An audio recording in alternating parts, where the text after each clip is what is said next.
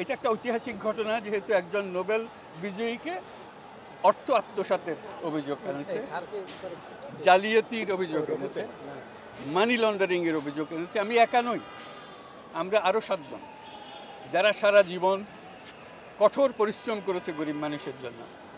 এরা কোনো চাকরি করতে এখানে আসে নাই, তারা তাদের জীবন দানের জন্য এখানে এসছে। তারাও এই অর্থ আত্মসাৎ, জালিয়াতি এবং মানি লন্ডারিংয়ের জন্য অভিযুক্ত।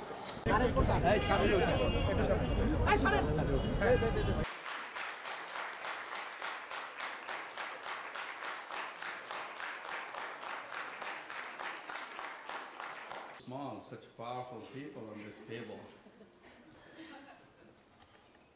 And it's, so we have to address the root cause. Terrorism cannot be fought with guns. So on. But you take away the right to be human being. A human being is someone who...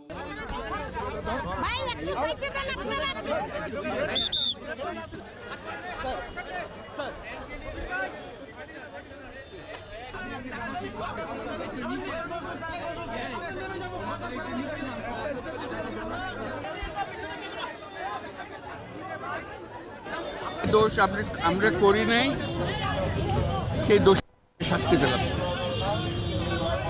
এটা আমাদের কপালে ছিল, জাতির কপালে ছিল, আমরা সেটা গ্রহণ করলাম।